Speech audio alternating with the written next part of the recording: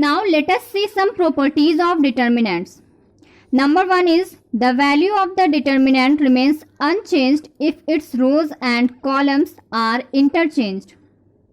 That is, the value of a determinant is equal to its transpose, that is delta is equal to delta t. So this property says that कि किसी भी determinant का जो value रहता है उस पर कोई फर्क नहीं पड़ेगा अगर उसके रोज और कॉलम्स को इंटरचेंज कर दिए जाते हैं। तो रोज और एंड कॉलम्स को अगर किसी भी डिटर्मिनेंट के आप इंटरचेंज कीजिएगा तो आपको क्या मिलता है, वो ट्रांसपोज ऑफ दैट डिटर्मिनेंट आपको मिलेगा। तो इसको हम दूसरे तरह से इस तरह से भी बोल सकते हैं कि डिटर्मिनेंट का वैल्यू और उसके ट्रांसपोज का वैल्यू, जो कि ट्रांसपोज कब मिलेगा, जब उसके रोज और कॉलम्स को हम इंटरचेंज करते हैं, ठीक है, तो वो सेम होगा। इसका मतलब delta is equal to delta transpose, ठीक है, यही है हमारी फर्स्ट प्रॉपर्टी। तो आइए इसे हम एग्जाम्पल से समझते हैं। डेल्टा इज इक्वल टू, अगर हमारे पास कोई 2x2 ऑर्डर के डिटर्मिनेंट्स हैं 3, 4, 5, 6, तो इसे हम सॉल्व करते हैं तो क्या आएगा हमारे पास 3 6 18 माइनस 5 4 20। ये जो एक्सरसाइज 4.1 था वो मैंने प्रीवियस वीडियो में बहुत अच्छे से डिस्कस किया था और बताया था कि डिटर्मिनेंट के हम लोग वैल्यूज को कैसे निकालते हैं, ठीक है। ये लीडिंग डायगोनल एलिमेंट्स हैं, इन्हें सबसे पहले मल्टीप्लाई करते हैं, उसके बाद माइनस का सिंबल देकर जो ऑफ डायगोनल वाले हैं उन्हें करते हैं, ठीक है, मल्टीप्लाई करके यहाँ पर लिख लेते हैं। उसके बाद जो आएगा सब्ट्रैक्ट करने के बाद वही हमारा इस डिटर्मिनेंट का वैल्यू हो जाता है। सो यहाँ पर क्या हो जाएगा 18 minus 20 is equal to -2। Next अब हमें क्या चेक करना है कि ये डिटर्मिनेंट जो है, और ये भी मैंने बताया था कि डिटर्मिनेंट को हम लोग डेल्टा से डिनोट करते हैं, दैट्स वाई हम यहाँ पर डेल्टा डेल्टा करके लिख रहे हैं, ठीक है। नेक्स्ट क्या है, डेल्टा का ट्रांसपोज, मीन्स इसका हमें ट्रांसपोज लेना है। तो जैसे हम मैट्रिक्स में ट्रांसपोज हमने पढ़ा था, सेम वही चीज है। तो यहाँ पर हमें क्या करना है, रोज को कॉलम में इंटरचेंज कर देना है। सो 3 4 हमारा रो था और इसे हमने कॉलम बना दिया, ठीक है। 5 6 हमारा सेकंड रो था, सो इसे हमने सेकंड कॉलम बना लिया। सो ये हो गया डेल्टा का ट्रांसपोज। अब हम इसे सॉल्व करेंगे। सो 3 6 18 minus 5 4 20 and this is also equal to -2. So here we see delta is equal to delta t, means delta का transpose, okay. Now second property, if any two rows or columns of a determinant are interchanged, then the value of the determinant changes by minus sign only, ठीक है। So यहाँ पर ये कह रहे हैं कि किसी भी दो रोज या किसी भी दो कॉलम्स किसी डिटर्मिनेंट के अगर हम इंटरचेंज कर देते हैं, जैसे हम लोग मैट्रिक्स ऑपरेशन जब कर रहे थे, एलिमेंट्री ट्रांसफॉर्मेशन से हम लोग जब इन्वर्स निकाल रहे थे, तो उसमें हम लोगों ने बहुत सारा ऑपरेशन यूज किया था, जिसमें हम लोग क्या करते थे, एक हमारा ये भी हुआ करता था ऑपरेशन कि हम किसी दो रोज को आपस में इंटरचेंज कर देते थे या कॉलम्स को आपस में इंटरचेंज करते थे। तो वहां पर क्या होता था, कोई फर्क नहीं पड़ता था, हम बस इंटरचेंज कर देते थे, ठीक है। लेकिन डिटर्मिनेंट में क्या होता है कि अगर हम किसी भी रो या किसी भी दो कॉलम या किसी भी दो रोज को आपस में इंटरचेंज करते हैं तो जो डिटर्मिनेंट का वैल्यू है उस पर माइनस का फर्क पड़ेगा, ठीक है। जैसे अगर आंसर आपका पहले जो डिटर्मिनेंट है उसका आंसर आपका अगर ए आया है, जहां पर ए कोई कांस्टेंट है मान लीजिए, सो आपका जो डेल्टा जो आप ऑब्टेन्ड होगा आपको मान लीजिए किसी भी दो कॉलम या किसी भी दो रोज को इंटरचेंज करने से, वो जो होगा वो आपका क्या आएगा, माइनस ऑफ ए, ठीक है। अगर माइनस ए उसका आंसर आएगा तो इसका क्या आएगा, minus of minus a means plus a हो जाएगा। सो एक माइनस तो दूसरा प्लस, कब, जब इंटरचेंज करते हैं किसी भी दो रोज या किसी भी दो कॉलम्स को आपस में, ठीक है। फॉर एग्जाम्पल यहाँ पर डेल्टा इज इक्वल टू 4 5 3 2 हमने लिया है। सो इसका आंसर हमारा क्या आएगा, 4 × 2 8 माइनस 3 × 5 15, ठीक है। सो ये क्या आ जाएगा हमारा -7, 8 माइनस 15 इज -7। नेक्स्ट मैं क्या कर रही हूँ, यहाँ पर R1 और R2 को इंटरचेंज, आप यहाँ पर कॉलम्स वाला भी करेंगे, सेम आएगा आपका आंसर, ठीक है। कॉलम वाला भी ले सकते हैं, बट मैंने यहाँ पर ये लिखा है ना, रोज और कॉलम्स मीन्स दोनों के लिए ये सेटिस्फाई होता है। सो मैं R1 को इंटरचेंज कर रही हूँ R2 में, तो इसका मतलब क्या हुआ, R1 जो है वो R2 बन जाएगा और R2 जो था वो R1। सो R2 हमारा क्या था 3 2 और इसे हमने R1 बना दिया, ठीक है। नेक्स्ट क्या है, यहाँ पर 4 5 R1 था जो कि R2 बन चुका है। सो इसको अब हम जब सॉल्व करेंगे तो हमारा क्या आएगा, 3 5 15 minus 4 2 8 and this is equal to 7। So here यहाँ पर आपको क्या मिला है, -7 एंड यहाँ पर 7 आया है। सो हम कह सकते हैं कि डेल्टा यहाँ पर जो है वो माइनस डेल्टा के इक्वल होगा, कब, जब रो 1 और रो 2 को इंटरचेंज किया गया। सो वही यहाँ पर सेकेंड नंबर प्रॉपर्टी हमें बता रही है, ठीक है। नेक्स्ट नंबर थर्ड है, इफ एनी टू रोज और columns of a determinant are identical. Identical का कहने का मतलब क्या है? सेम। मतलब क्या हुआ? All corresponding elements are same, then value of determinant is 0। मतलब अगर आपके पास कोई ऐसा डिटर्मिनेंट है जिसमें कोई भी दो रो या कोई भी दो कॉलम्स अगर आपको दिख रहे हैं कि वो दोनों सेम सेम है, सेम सेम कहने का मतलब अगर यहाँ पर 1 2 3 है तो यहाँ भी 1 2 3 मीन्स कॉरेस्पॉन्डिंग वाला अगर सेम है, ऐसा नहीं कि 1 2 3 3 2 1, तो इसे हम सेम नहीं कहेंगे, इसलिए यहाँ पर लिखा है कॉरेस्पॉन्डिंग। ठीक है, कॉरेस्पॉन्डिंग एलिमेंट सेम है अगर किसी भी दो रोज या दो कॉलम्स के, सो उसका जो डिटर्मिनेंट का वैल्यू है वो 0 आने वाला है। आप डायरेक्ट वहां पर 0 इक्वल टू करके लिख सकते हैं। ठीक है, सो आपको डिटर्मिनेंट निकालने की ज़रूरत नहीं है, वो जो प्रोसेस से हम लोग निकालते हैं 3/3 ऑर्डर का, वो करने की ज़रूरत नहीं है। ठीक है, so example delta is equal to हमने लिया 1 2 3 4 5 1 1 2 3। सो यहाँ पर आप देख सकते हैं R1 और R3 जो है वो सेम सेम है। इसका मतलब क्या हुआ? इसका आंसर क्या आने वाला है? 0 ही आएगा। आप चाहें तो चेक भी कर सकते हैं। क्या करेंगे हम लोग यहाँ पर? 1 इंटू, अगर मैं रो 1 के अलॉन्ग एक्सपैंड करती हूँ तो 1 इंटू क्या हो जाएगा? 5 3 ज़ा 15 माइनस 2 1 ज़ा 2, फिर ये माइनस होता है -2 इंटू, इसको डिलीट किया, 4 3 ज़ा 12 -1। ठीक है, उसके बाद +3 4 2 ज़ा 8 -5। ठीक है, 15 -2 इज 13 इंटू 1 13 ही होगा, एंड -2 इंटू यहाँ पर क्या हो जाएगा? 12 -1 11, एंड 11 2 ज़ा मैं डायरेक्ट लिख रही हूँ 22। ठीक है, प्लस 8 -5 इज 3 एंड 3 3 ज़ा 9, सो 13 + 9 इज 22, एंड ये -22 कैंसिल होकर के क्या आएगा? आपका 0 आ जाएगा। ठीक है, नेक्स्ट नंबर 4 प्रॉपर्टी है कि if each element of a row और a column is multiplied by a constant k, then its value gets multiplied by k। So अगर हम किसी भी डिटर्मिनेंट में किसी भी रो या किसी भी कॉलम के हर एक एलिमेंट को, कि सिर्फ एक की बात हो रही है, ऐसा नहीं कि सारे पूरे डिटर्मिनेंट में, अगर किसी भी रो या किसी भी कॉलम में अगर हम लोग क्या करते हैं, if each element of a row of a column और अ कॉलम को अगर हम मल्टीप्लाई करते हैं किसी कांस्टेंट k से, तो उसका जो वैल्यू है वो क्या हो जाता है? उसका जो वैल्यू है वो भी k से मल्टीप्लाई हो जाता है। जैसे अगर हम किसी भी मान लीजिए अगर उसका वैल्यू 7 था और वो जो कांस्टेंट हमने लिया था k के प्लेस में अगर हमने 2 लिया था, तो आंसर जो चेंज हो जाएगा उसका आंसर क्या आएगा? 7 × 2। बस यही कह रहे हैं यहाँ पर। फॉर एग्जाम्पल अगर यहाँ डेल्टा इज इक्वल टू कुछ हमने लिया a1 b1 a2 b2, सो इसको क्या आएगा? इसका आंसर a1 × b2, ठीक है, माइनस a2 b1 या b1 a2 आप कह सकते हैं। ठीक है, सो डेल्टा 1 इसे हम कह रहे हैं delta 1 is equal to k into delta. यहाँ पर हम क्या कर रहे हैं? यहाँ पर एक्चुअली में हम लोग क्या करते थे मैट्रिसेस में कि किसी भी अगर कांस्टेंट से हम लोग मल्टीप्लाई करते थे वहाँ पर, सो वहाँ पर हम सारे एलिमेंट्स से, पूरे मैट्रिसेस में जो भी मैट्रिक्स आपके पास गिवन है इन सारे से हम मल्टीप्लाई करते थे। बट डिटर्मिनेंट में ऐसा नहीं होता है, हम किसी भी एक रो या किसी भी एक कॉलम से ही किसी स्केलर को मल्टीप्लाई कर देते हैं। ये भी प्रॉपर्टी होती है जो कि हम लोग आगे डिस्कस करेंगे। ठीक है, सो यहाँ पर एक्चुअली यहाँ पर k डेल्टा नहीं हो रहा है, डेल्टा 1 इज इक्वल टू आप लिख सकते हैं यहाँ पर k इंटू, अगर हम, और आपको यहाँ पर मेंशन करना पड़ेगा, यहाँ पर आप k से मल्टीप्लाई कर रहे हैं, आप चाहे तो मेंशन कर सकते हैं कि k मल्टीप्लाई कर रहे हैं हम किसमें? R1 में। सो यहाँ पर आप कर सकते हैं R1 में R1 k इंटू R1। ठीक है, इस तरह से। सो R1 में जब आप k से मल्टीप्लाई करते हैं यहाँ पर, तो आपका क्या आएगा? k इंटू ये लिखेंगे आप इस तरह, सो k a1 और यहाँ पर k इंटू b1 हो जाएगा, और यहाँ a2 b2 इसमें तो हमने कुछ नहीं किया है। दिस इज इक्वल टू हमारा क्या आएगा? सॉल्व करेंगे k a1 b2, ठीक है, माइनस k b1 a2। ठीक है, नेक्स्ट आप यहाँ से k कॉमन ले सकते हैं, आपका क्या आएगा? k कॉमन लेंगे तो a1 b2 minus b1 a2, और ये आप देख सकते हैं ये किसके इक्वल है? k इंटू डेल्टा के इक्वल है, मीन्स k इंटू ये डिटर्मिनेंट जो आपको ओरिजिनल वाला था उसका वैल्यू से k मल्टीप्लाई हो चुका है यहाँ पर। सो बस इसमें इसी की बात की जा रही थी। ठीक है,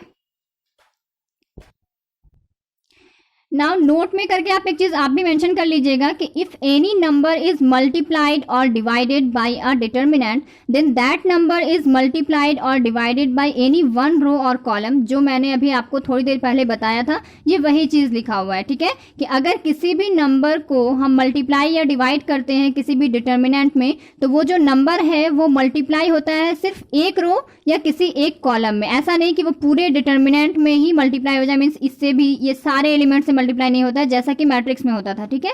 इसमें किसी एक रो या किसी एक कॉलम से ही मल्टीप्लाई होता है। So example delta is equal to, अगर मान लीजिए मैं 2 से मल्टीप्लाई कर रही हूँ, 2 से 3 6 7 1। सो यहाँ पर मैंने क्या किया है, रो 1 में मल्टीप्लाई किया। आप यहाँ देख सकते हैं 2 3 जा 6, 2 6 जा 12, और ये एज इट इज रहने दिया, ठीक है।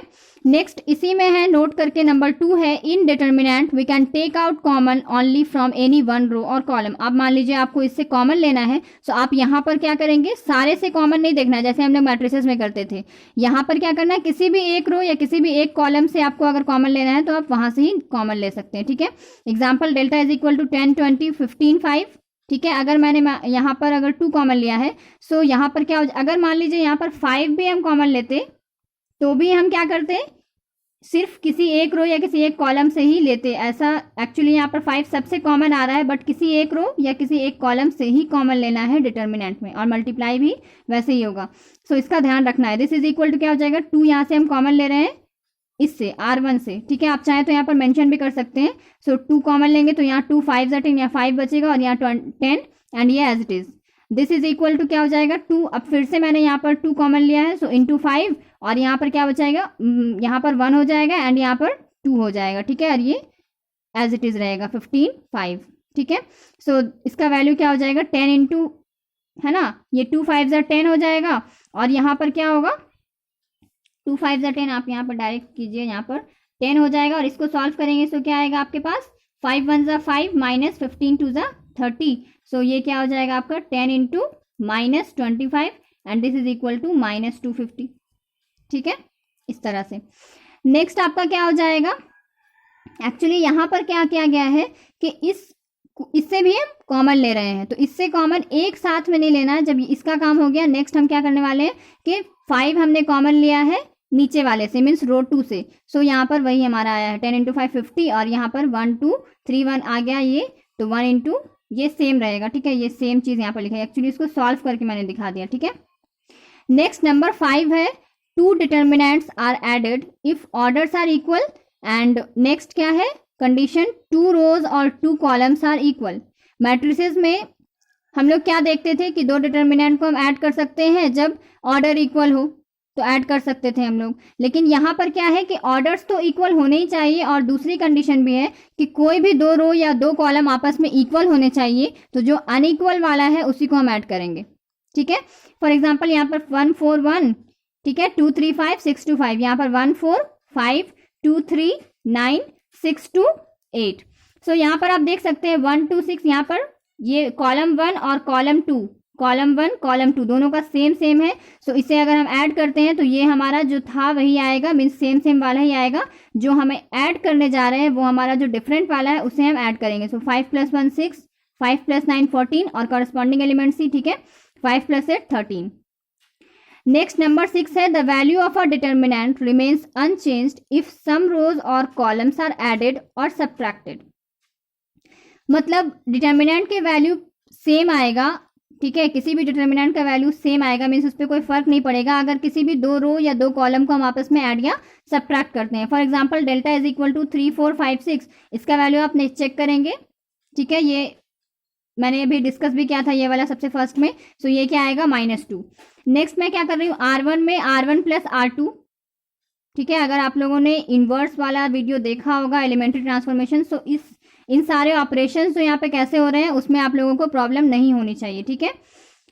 सो यहाँ पर R1 में R1 + R2, so delta is equal to क्या हो जाएगा, इसमें हम ऐड कर रहे हैं R2 को। सो 3 + 5 8, 4 + 6 10, एंड ये तो एज इट इज रहेगा। इसका वैल्यू जब हम चेक करेंगे, सो 8 6 जा 48 माइनस 5 10 जा 50, and this is also equal to -2। So इस पर कोई फर्क नहीं पड़ा है, ठीक है, आप देख सकते हैं। नेक्स्ट नंबर 7 है, if each element of a row और column of a determinant is 0 then its value is 0। मतलब अगर किसी भी डिटर्मिनेंट में किसी भी रो या किसी भी कॉलम का सारा एलिमेंट अगर 0 है, सिर्फ एक की मैं बात करूँ, ठीक है, और यहाँ लिखा हुआ है, ठीक है, तो किसी भी डिटर्मिनेंट में अगर कोई भी रो कि कोई भी एक रो या कोई भी एक कॉलम पूरा 0 है, तो इसका मतलब क्या हुआ कि उस डिटर्मिनेंट का वैल्यू भी 0 ही आएगा, ठीक है। फॉर फॉर एग्जाम्पल यहाँ पर क्या हो जाएगा, डेल्टा इज इक्वल टू 342,000,568। सो आप देख सकते हैं यहाँ पर क्लियरली दिख रहा है कि रो 2 जो है वो ओनली इस पे क्या है, रो 2 में सिर्फ 0 ही है। इसका मतलब क्या हुआ कि इस डिटर्मिनेंट का वैल्यू जो है वो 0 ही आएगा। आप यहाँ पर खुद ही सोचिए, मैंने कहा था कि आप उस रो के या उस कॉलम के अलोंग एक्सपैंड करते हैं तो आपको इजी पड़ेगा, जिसके अलोंग हमें मैक्सिमम 0 मिल रहा है। सो हम यहाँ पर, आप तो किसी के अलोंग भी एक्सपैंड करेंगे आपका आंसर सेम ही आएगा, 0 ही आएगा। बट यहाँ पर हम उस, अगर जो मैंने बताया था अगर उस तरह से करते हैं आप, सो यहाँ पर अगर हम रो 2 के अलोंग एक्सपैंड करते हैं तो 0 इंटू समथिंग आएगा, प्लस या माइनस, जो भी यहाँ पर प्लस है तो ये माइनस हो जाएगा, ठीक है। सो -0 into something plus 0 into something minus 0 into something, तो 0 इंटू समथिंग भी तो 0 ही आएगा। तो दैट्स वाई इसका आंसर जो है वो 0 आता है, ठीक है। नेक्स्ट अब कुछ सॉल्व एग्जाम्पल्स भी देख लेते हैं, ठीक है। So solve examples, example number 6 है हमारा, verify property 1 for delta is equal to 2 - 3560415 - 7, ठीक है। सो प्रॉपर्टी 1, इस तरह से ही आपके क्वेश्चंस आए हैं एनसीईआरटी में, बट एग्जाम्स में तो आपको वहां पर इस टाइप के क्वेश्चंस नहीं, आपके जो और आगे हम लोग जो देखेंगे एक्सरसाइज में और एग्जाम्पल्स में, वहां से एग्जाम्स में क्वेश्चन भी आते हैं। एक्सरसाइज 4.2 इसलिए मैं कह रही हूँ इंपॉर्टेंट है, ठीक है। वहां से एग्जाम्स में क्वेश्चंस भी आते हैं। जैसे आपको मैंने कहा था इनवर्स जो था 3/3 ऑर्डर वाला बाय एलिमेंट्री ट्रांसफॉर्मेशन, वहां से भी एग्जाम में क्वेश्चंस आते हैं, ठीक है।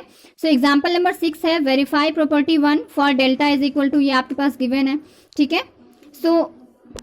सो हमारी प्रॉपर्टी 1 थी क्या, वो ये था कि अगर किसी भी डिटर्मिनेंट में हम कोई भी 2 रो या 2 कॉलम्स को आपस, मतलब कोई भी, एक्चुअली वहाँ पर क्या था कि किसी भी रोज या डिटर्मिनेंट में, किसी भी डिटर्मिनेंट में अगर मैं रोज और कॉलम्स को इंटरचेंज करती हूँ, ठीक है, दैट मीन्स कि उसका अगर मैं ट्रांसपोज निकालूं तो delta is equal to delta टी, यही था। इसका मतलब क्या हुआ कि जो डेल्टा का वैल्यू आएगा, मीन्स इसका जो वैल्यू होगा वो इक्वल होगा जब मैं इसके रोज और कॉलम्स को इंटरचेंज कर दूं। इसका मतलब कि इसका मैं ट्रांसपोज जब निकालूं तब इसका वैल्यू जो निकालेंगे वो भी सेम आएगा इसके, ठीक है। So we have delta is equal to, जो गिवन है ये मैंने लिख लिया। This is equal to, solve करने आपको मैं सिखा चुकी हूँ, ठीक है। यहाँ पर रो 2 या कॉलम 2 के अलोंग एक्सपेंशन से हमें इजीली हो जाएगा हमारा, क्योंकि यहाँ पर एक 0 हमें दिख रहा है, ठीक है। सो मैं क्या करने वाली हूँ, रो 2 के अलोंग एक्सपेंड करने वाली हूँ। सो यहाँ पर क्या हो जाएगा, प्लस, तो ये माइनस होता है। सो -6 इंटू, इसे और इसे मैं डिलीट कर दूंगी तो क्या बचेगा, -3 into -7 and this is equal to minus minus plus and 7 3 जा 21। सो 21 - 5 5 जा 25 एंड नेक्स्ट क्या होगा, +0 इंटू समथिंग लिखने की जरूरत नहीं है क्योंकि वो 0 ही आना है, ठीक है। उसके बाद नेक्स्ट क्या हो जाएगा, -4 इंटू, सो इसे और इसे डिलीट करूंगी, ये मैंने कहा था इसके अलोंग आने वाले रो और इसके अलोंग आने वाले कॉलम को डिलीट करना है। जो भी बचेगा उसे आप जैसे 2/2 वाला सॉल्व करते हैं डिटर्मिनेंट, वैसे ही करना है। सो यहाँ पर भी हमारा ये और ये डिलीट हो गया। सो क्या बचेगा, 2 5 जा 10 -3 इंटू 1, सो माइनस माइनस मिलकर के क्या हो जाएगा, प्लस। सो दैट्स वाई यहाँ पर हमने +3 लिखा है, ठीक है। सो इसका आंसर क्या आएगा, -6 इंटू, यहाँ पर क्या है 21 - 25। सो यहाँ पर मैं एक लाइन और मेंशन भी कर देती हूँ, ठीक है। -6, 21 - 25 इज -4 एंड यहाँ पर क्या हो जाएगा, -4 इंटू 10 + 3 13। सो यहाँ पर इसलिए यहाँ पर माइनस माइनस प्लस हो जाएगा, 6 4 जा 24 -4 3 जा 54 इंटू 13 इज 13 4 जा 52 and this is equal to -28, ठीक है। और यहाँ पर ये चीज भी आप मेंशन कर लेंगे, यहीं पर आपको मेंशन करना होगा कि एक्सपैंडिंग अलोंग R2, या आप स्टार्टिंग में भी कर सकते हैं, ठीक है। इसके ये लिखने के बाद expanding along R2 we get this one, ठीक है। नेक्स्ट क्या करेंगे, अब हमें इसका ट्रांसपोज निकालना होगा, ठीक है, क्योंकि हमें प्रॉपर्टी 1 को वेरीफाई करना है।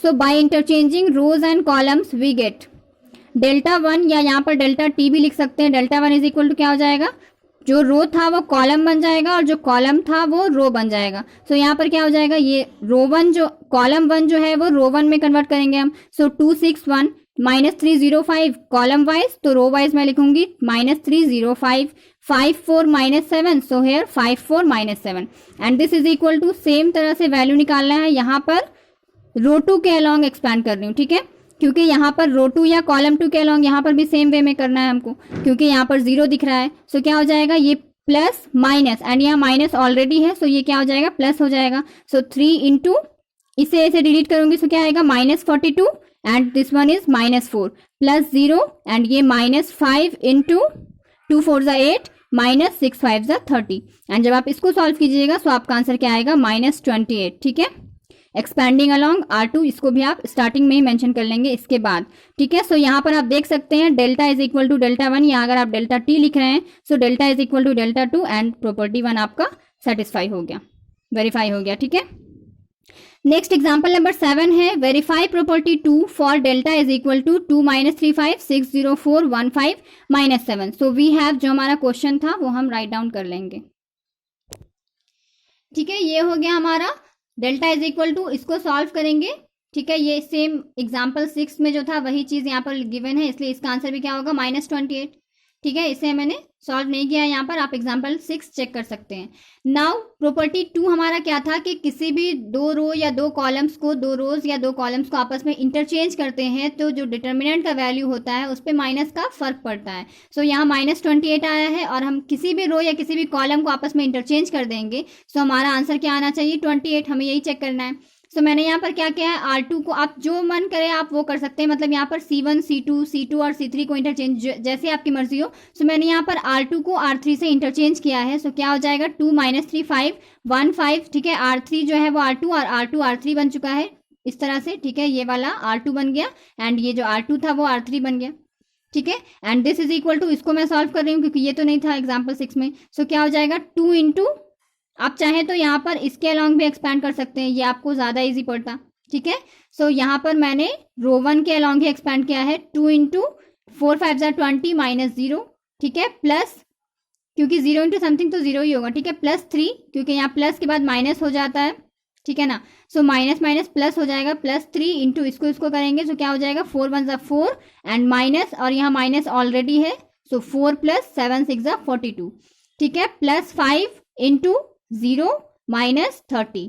सो ये आपका आंसर आ जाएगा 28। ठीक है, आप यहाँ पर एक्सपैंडिंग अलोंग, अगर यहाँ पर आप रो 3 करते हैं सो आपका क्या आ जाएगा यहाँ पर प्लस माइनस प्लस, सो 6 इंटू -3 इंटू -7 क्या हो जाएगा 3 7 ज़ा 21 एंड दिस वन इज 25। ठीक है, 5 5 ज़ा 25। नेक्स्ट इसे करने की ज़रूरत नहीं है, प्लस माइनस ये प्लस होगा, सो प्लस क्या हो जाएगा 4 इंटू, ये और ये डिलीट हो जाएगा, 2 5 ज़ा 10 एंड माइनस माइनस प्लस 10 + 3।